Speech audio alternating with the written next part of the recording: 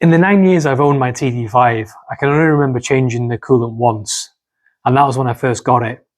So it's kind of like a fluid what gets forgotten about over time. I think every 5 to 6 years you're supposed to replace it, so it's roughly sort of the right time to replace it now.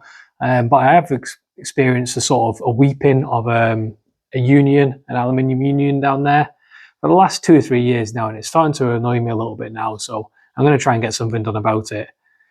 Today I'm going to be changing the coolant, or dropping the coolant anyway, and replacing that bracket. I'm going to try and flush out as much as possible, but I'm wary that you're not going to get all the coolant out. I think there's something like 12 to 15 litres of coolant in this vehicle. A substantial amount of coolant. I expect only to get maybe about 5 or 6 litres out today, but we'll see how we get on. But the first thing you need to do is obviously park the vehicle on flat level ground. You don't want to be working on this vehicle, on the cooling system, when the vehicle's warm or when it's hot. The coolant is under pressure from about 15 psi, so if you take off the cap, it will blow and steam will come out and you could risk burning yourself or seriously injuring yourself. So we'll see how we get on. I'm not anticipating too many problems, but fingers crossed. I haven't got any new hoses. I've got a few spare Jubilee clips just in case any of them break. It's going to be a messy job, and not really looking forward to it, but let's tackle it, eh? Let's get it done. And before you start, it may sound obvious, but you want to make sure the coolant cap comes off. Obviously, don't do it when it's hot, do it when the engine's cold. I'm going to take this off and leave it to the side, because we won't be needing that just now. It'll also help the coolant drain once we actually break into the system. Secondly, you want to be making sure that this unscrews. Now this is a tendency to sort of, I'm going to say round. It's a rubbish plastic screw. You can actually replace it, but you just want to make sure it comes undone, because this is the main bleeding part of the vehicle. So mine is free there, so I'm not going to undo it completely. I just want to make sure it's free. It's looking in not bad condition. There's a few gouges and a few kind of evidence of people actually going in before me. The second bleed screw is down the other side of the engine, and that's this bit here. It's a Phillips head, and this is obviously another bleed, but you want to make sure these come off before you start actually breaking into the system, because if you drop all the system, the coolant, and you can't undo this, you can obviously replace it by either side and get a new one, but it would kind of spoil your day. And if you need the vehicle to see that there, that's coming out fine, so I'm not going to undo it completely, but it just shows that I can break into the system, and when I come to bleed it again, it should work. Now this is going to be a messy job, so I've got my catch tray, my drip tray ready. A relatively good size. I might get a few more as well to put under there just in case it kind of overspills somewhere else, but definitely wear the glasses as well if you're going to be rummaging around under an old Land Rover, especially taking the actual clips off. It's going to be a messy job, and I can foresee me cleaning up the garage floor for the next wee while after this. Now if you can see that, I've got some needle nose pliers and basically squeezed the clip together, because of the clip was up here. You can see its witness mark where it was. Squeeze the two prongs together, obviously after putting some WD-40 on it. Squeeze it together and just bring it down the actual hose, just so you can pull it off. So this now should be able to pull off, and this will go everywhere with coolant.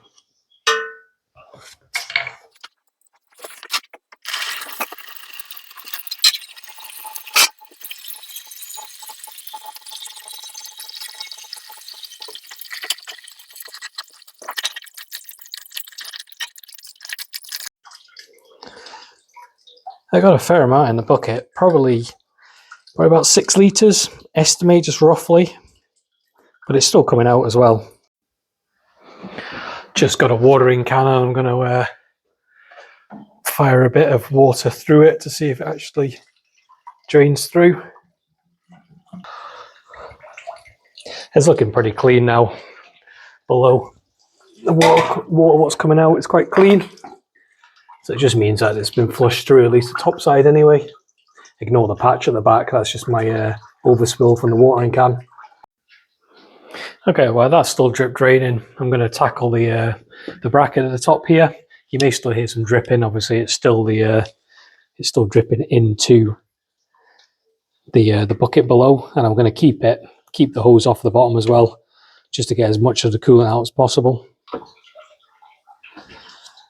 We've got quite a lot of crystallization to the bracket there, and it's definitely corroded. So obviously over time, the actual face doesn't look too bad though, and the pipe itself looks okay. Pipe out of the way, get the Jubilee clip out of the way as well.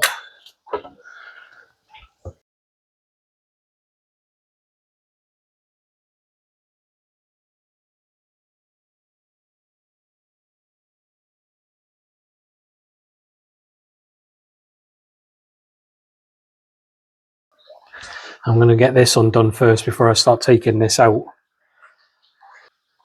Nope, 19.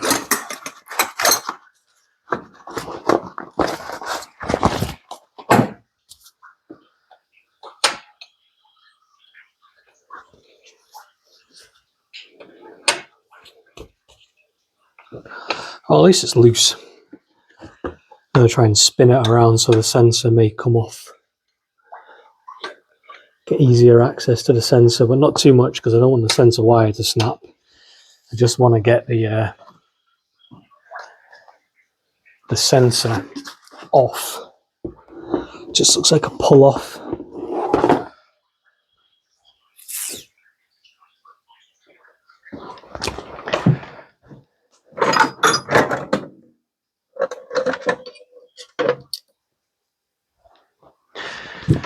Let's get a small screwdriver in here just to ping off the metal bit for the sensor.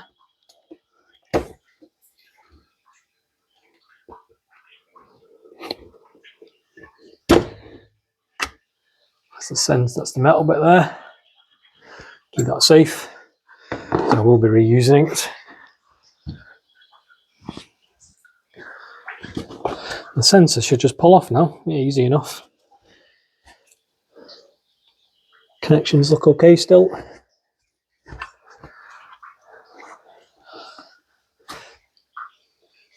And now I don't actually need to take the sensor off because I am replacing both both parts. I am replacing the bracket and the sensor. But I'm going to take it off just to make sure it is the right one. 19mm ratchet spanner. This should make quicker work of it than just spannering in it.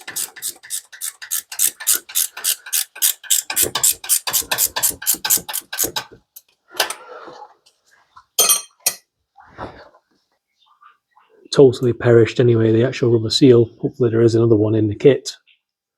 Didn't actually check, but that seal is useless. Right, so the actual drain has actually stopped.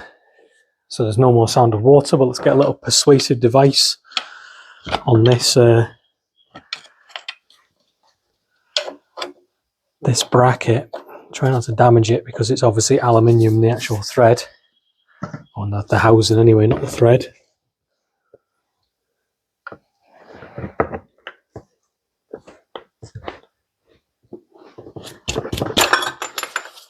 It popped off fine. Like I said, you just got to try not to damage it. No whether like twisting it or anything like that. Just try and get a pry bar into it and just kind of knock one of the sides off, and it should come away. Inspect the machine face there. It doesn't look like it's been leaking anywhere there, so it's good.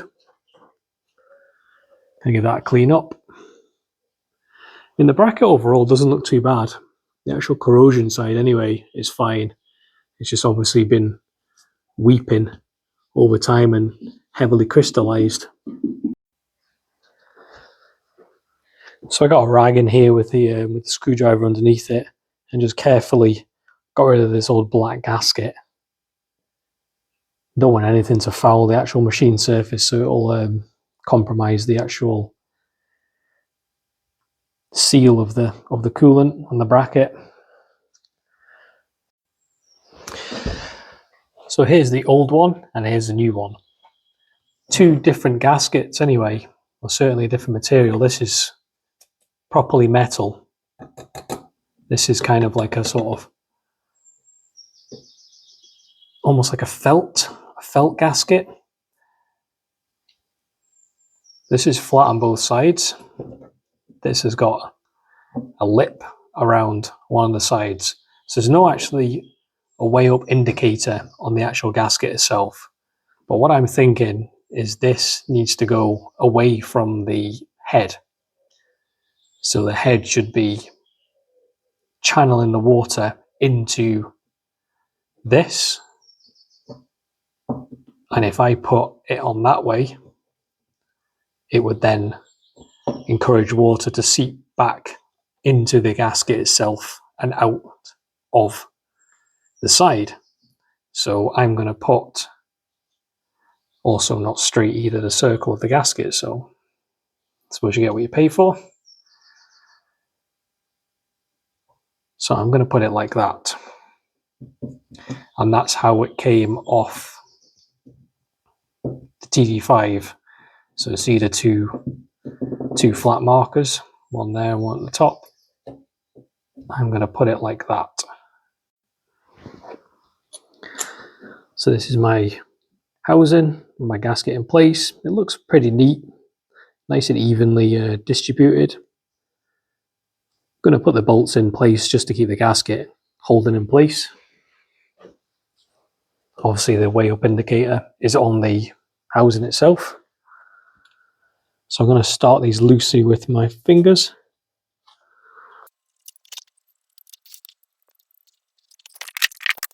Going to get my extension without anything on it, just so I can start this bottom, because I can't actually get my fingers into the bottom bit. You've got to be really careful not to cross thread this. So I'm going to leave this loosely for now, because I'm going to put the new temperature sensor on. Let's get the new temperature sensor. I've put a tiny smear of Loctite on the thread. The manual did say to put Loctite 577 on if there's no gasket. I have got a gasket with the new kit, but I'm going to put a little smear on it anyway. No overkill, just a little bit on. Hopefully get this in one piece without smearing my Loctite everywhere. All right, everything's hand tight. There wasn't actually a torque value in the book, so I'm going to have a little look online to see if I can find anything. If not, I'm just going to nip them up relatively hand tight, and then just a little bit with a ratchet, but I'll try and find a torque value. Information, what I found online, seems to say 22 Newton meters, which is about right, because I had in my head 25 or 20 to 25. So I'm going to go for 22, sorry.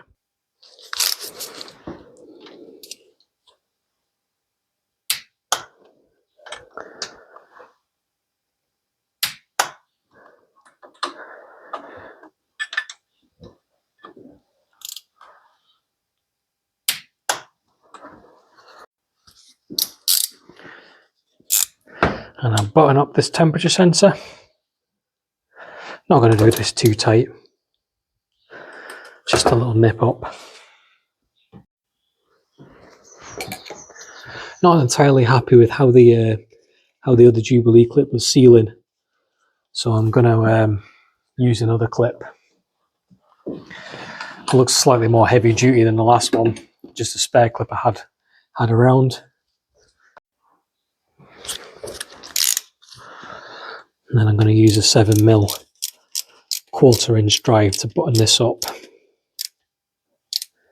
Don't want it too tight, obviously, because you don't want to be shearing the actual clip, but you want it tight enough to give a good seal. Something like that. Once the engine starts and it's like I'll bleed it all through, I'll then I may adjust it, but it's sitting nice anyway.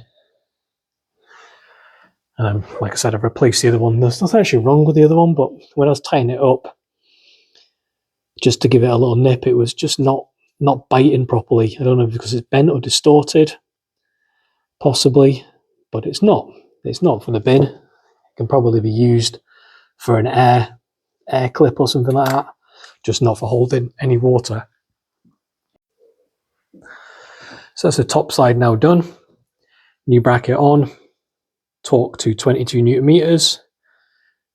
Spare Jubilee clip. I'm not going to call it a new Jubilee clip because I just found it in one of my drawers, but it works nicely and it's sealed quite well. New sensor, a little bit of Loctite on the threads with the new washer, and just a sort of nip up with a 19mm.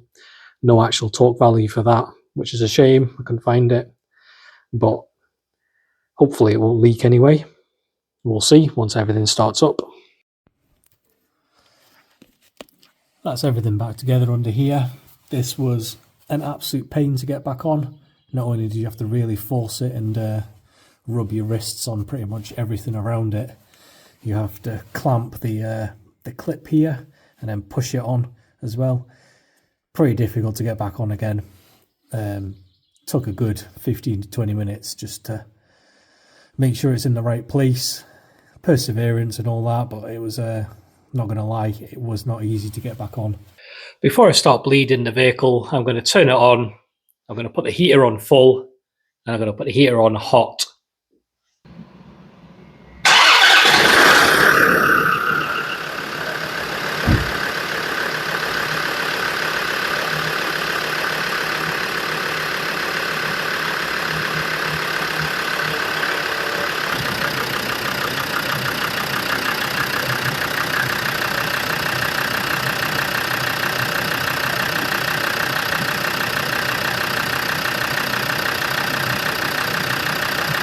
All the vehicles running, have both bleed screws open and constantly top the coolant up once it goes down as well. You don't want to let that reservoir run dry. Keep it on the bleed screws, loosely open them, give the pipes a squeeze as well just to make sure there's no air blockages as well. Get everything cycled through and just keep a good eye on the engine. Have a look at both bleed screws, left and right, and then keep that coolant topped up as well. It's starting to bubble now, so it means the air's coming out.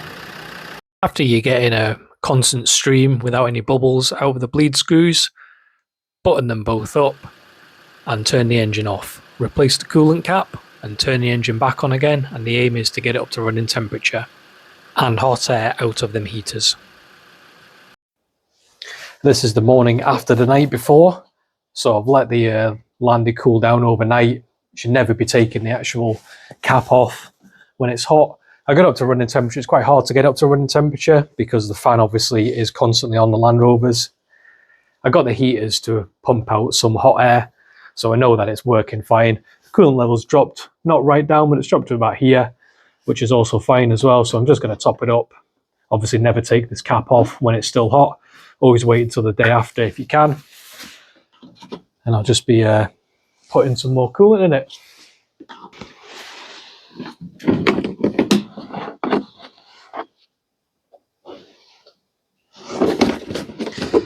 And just keep an eye on it over the next few days because it'll probably still keep going down over the next few days when you've been running it hot and cold. But always check it the morning after or the day after when it's nice and cold and everything's been cycled through. So I hope you've enjoyed this short video of the dropping the coolant. Definitely a job you can tackle at home, but just be prepared. It's going to get messy. And be prepared for some rubbing of your wrists on various hoses and brackets and things like that. Just part and parcel of owning the Land Rover, I guess. But if you've liked the video, hit the like button. It does definitely help the channel along. And subscribe along if you haven't already. And I'll see you hopefully when this actually drives.